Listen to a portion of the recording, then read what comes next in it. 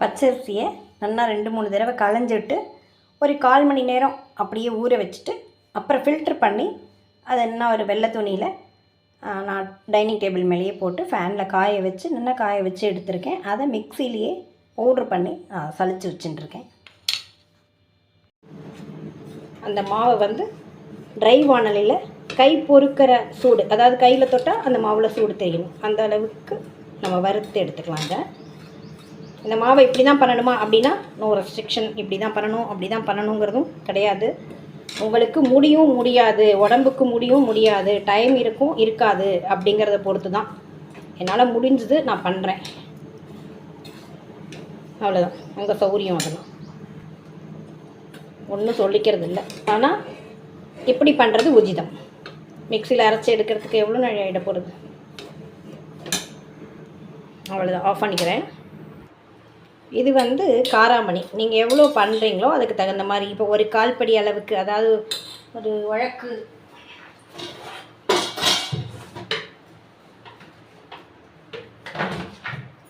இதை தான் நான் ஒரு உழக்குன்னு சொல்லுவோம்.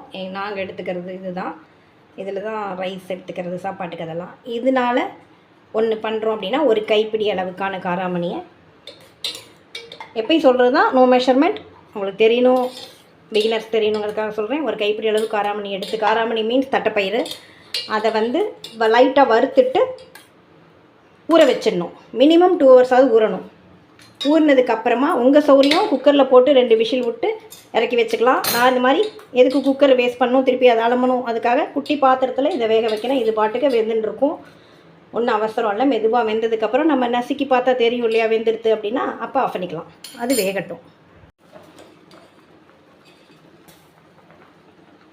வெந்தாச்சு, இதை நம்ம இறக்கிக்கலாம்.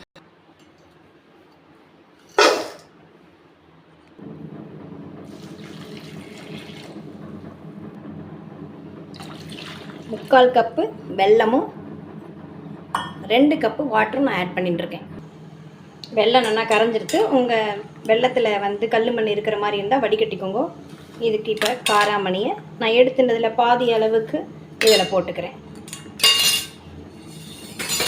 நல்லா வேக வச்சு அதை போட்டுக்கணும். தேங்காயை பல்லாக திருகி போட்டுக்கோங்க, அல்லது திருகி இந்த மாதிரியும் போட்டுக்கோங்க, கட் பண்ணி போட்டுக்கோங்க, உங்கள் சொல்லிடலாம்.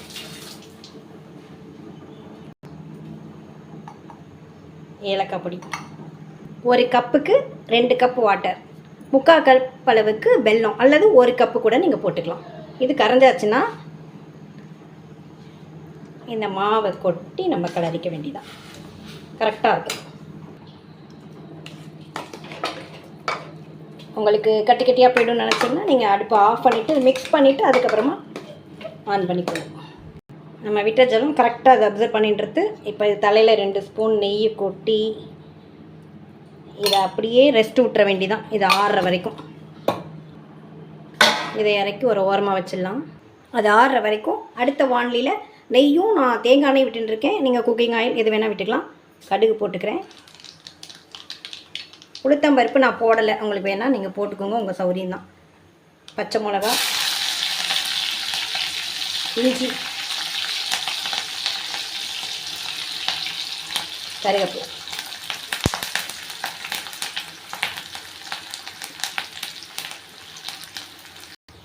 நம்ம ஃபேவரைட் பெருங்காயம், மீதி உள்ள காராமணி இதில் போட்டுக்கிறோம்.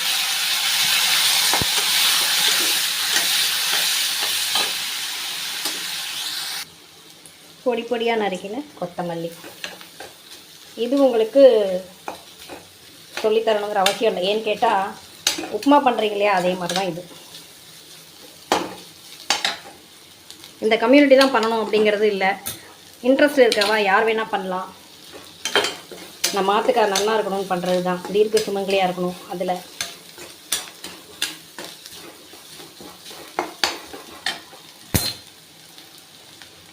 சேம் அதே 1 கப்புக்கு 2 கப்பு.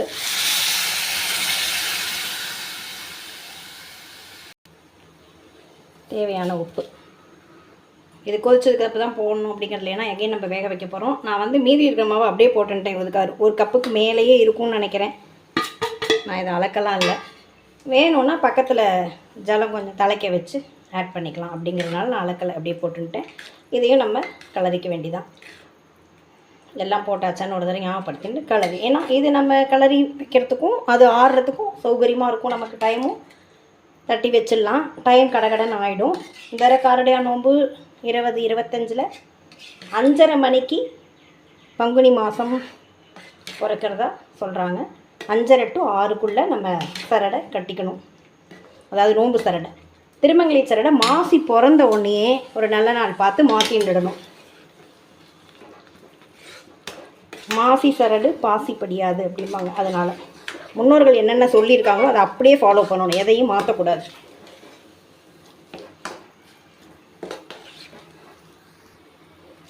யமன்டேந்தே சாவித்திரி சத்தியவானை மீட்டாலாம். அவனை உயிரை எடுத்துன்னு போகிறேன், அவனுடைய ஆயுள் முடிய போகிறதுன்னு கேட்கும்போது கவலைப்பட்டு பிரயோஜனம் இல்லைன்னு சொல்லிவிட்டு கொஞ்சம் வாட்டர் ஆட் பண்ணிக்கிறேன். யோசித்து ரொம்ப கெஞ்சி கேட்டதுனால சரி உனக்கு ஏதாவது நான் வரம் தரேன் அப்படின்னு சொன்னாலாம் இந்த யமதர்மர். உடனே யோசித்து அவன் என்ன பண்ணியிருக்கா, எனக்கு தீர்க்க சுமங்கலியாக இருக்கணுங்கிற வரத்தை மட்டும் கொடுங்க போகிறோம், வேறு எதுவும் வேணாம் அப்படிங்கிற மாதிரி கேட்டாலும். குழந்தை குட்டிகளோடு இருக்கணும், தீர்க்க சுமங்கலியாக இருக்கணும் அப்படின்ன உடனே அவர் யோசிக்காமல் டக்குன்னு கொடுத்துட்டாராம். அப்போ என்ன பண்ண முடியும், தீர்க்க சுமங்கலியாக இருக்கணும், குழந்தைகள்லாம் இருக்கணும்னா சத்தியவான் இருக்கணும் உயிரோட இல்லையா, அந்த வரத்தையும் கொடுத்துட்டாராம். அந்த மாதிரி சத்தியவான சாவித்திரி மீட்டெடுத்ததா கதை. அந்த ஐதீகத்தை வச்சு தான் இதை பண்ணுறது நம்ம. அப்போ நம்ம ஹஸ்பண்ட்லாம் நல்லா இருக்கணும் அப்படின்னு வேண்டிக்கிண்டு அதில் ஒரு ஸ்லோகம் இருக்குது, நிறைய ஸ்லோகம் இருக்குது, மாங்கல்ய ஸ்லோகம். அதை சொல்லிவிட்டு இந்த 4 வரியும் சொல்லிவிட்டு நம்ம நோன்பு சரடை கட்டிக்கணும். இதுக்கு கம்யூனிட்டிலாம் யோசிக்க வேண்டியது இல்லையே, எல்லாருமே ஹஸ்பண்ட் நல்லா இருக்கும்னு நினைக்கிறவா தானே, நம்ம எல்லாருமே இதை பண்ணலாம். உங்களால் எதுவுமே முடியல அப்படின்னா 2 வாழைப்பழத்தை வச்சு சுவாமிக்கு என்னென்ன நீங்கள் பண்ணுவீங்களோ அதை பண்ணிவிட்டு அந்த சரடை வாங்கி கட்டிக்கலாம். டெய்லி சண்டை போடுறோம் திட்டுறோம் அது வேறு, அதெல்லாம் இல்லைன்னா கூட சுவாரஸ்யமாக இருக்காது லைஃப், அது வேறு. ஆனால் உண்மையான அக்கறைங்கிறது எப்பயும் அவங்க மேலே நமக்கு ஒரு கண் இருந்துட்டு தானே இருக்கும். சாப்பிட்டாச்சா, தூங்கியாச்சா, கரெக்டாக சாப்பிட்டீங்களா, எதாவது தலைவலியா, எல்லாம் நம்ம கேட்குறோம் இல்லையா. அந்த அக்கறைங்கிறது வேறு, டெய்லி ஒரு வாக்குவாதம் அதுங்கிறது வேறு. அதை அப்படியே தொடர விடாமல் அவ்வளோதான், அந்த ஸ்பாட்டில் ஒரு டைம் பாஸ்க்கு அப்படின்னு சொல்லிட்டு போயிடணும். ஹஸ்பண்டை மீறின ஒரு பந்தம் அப்படிங்கிறது உலகத்திலே கிடையாது. அம்மாவுக்கு அப்புறம் நமக்கு எல்லாமே ஹஸ்பண்ட் தானே, குழந்தைகள்லாம் அதுக்கப்புறம் தானே. அதனால் சாவித்திரி கெஞ்சி இந்த வரத்தை வாங்கியிருக்கா, அதை நம்ம ஃபாலோ பண்ணுறோம், அவ்வளோதான். இதை இப்போ மூடி வச்சிடலாம். இது ஆறுனதுக்கப்புறமா தட்டிக்கலாம். இந்த ஆறின மாவுலேருந்து கொஞ்சமாக எடுத்து ஒரு சின்ன வாழை இலையில் நெய்யை தடவிண்டு இதை இப்படி வச்சு லைட்டாக தட்டி, லைட்டாக ஃபுல் ஓட்டை போடணுங்கிறது லைட்டாக இது இந்த மாதிரி உங்களுக்கு எந்த அளவுக்கு இட்லி பாத்திரம் இருக்கோ அந்த அளவுக்கு தட்டிக்கோங்க. இந்த மாதிரி எல்லாத்தையும் தட்டி ஒரு 10லேருந்து 15 நிமிஷம் சிம்மில் தான் கண்டிப்பாக வைக்கணும். சிம்மில் வச்சு வேக வச்சு எடுத்துக்கலாம். இது வேகிறதுக்குள்ளே நம்ம அந்த உப்பு அடைக்கி ரெடி பண்ணிக்கலாம். இந்த மாதிரி நம்ம இதையும் நான் ரெடி பண்ணி வச்சுட்டேன். அதை எடுத்ததுக்கப்புறமா இதை நம்ம வச்சு வேக வச்சுக்கலாம். தேவைக்கு தகுந்த மாதிரி இந்த மாதிரி பண்ணிவிட்டு உங்களுக்கு டைம் இல்லை முடியல அப்படின்னா உருட்டி வச்சுக்கலாம். இந்த மாதிரி மீதி உள்ளதை, இதை ஜென்ட்ஸ் தானே சாப்பிட போகிறாங்க, அதனால இந்த மாதிரி உருட்டி வச்சுக்கலாம். அவ்வளோதான்.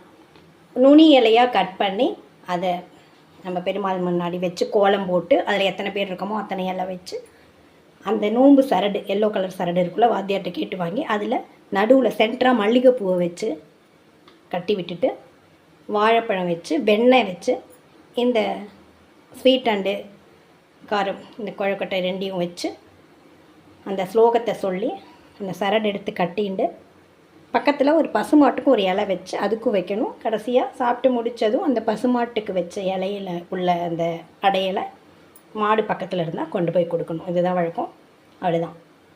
2025 நம்மளுடைய காரடையா நோன்பு அடை ரெடி. தேங்க்யூ வாட்சிங். Thank you friends. நீங்கள் வெல்லம் அதிகமாக போட்டுட்டீங்க அப்படின்னா அதுலேயே தெரியும், கலர் ஒரு மாதிரி டார்க்காக இருக்கும். ரெண்டாவது பிக்கும் போது அப்படி சவுக்குன்னு இழுத்துண்டு ஒரு மாதிரி ஹார்டாகிடும். அதனால் கொஞ்சம் கரெக்டாக போட்டுக்கோங்க.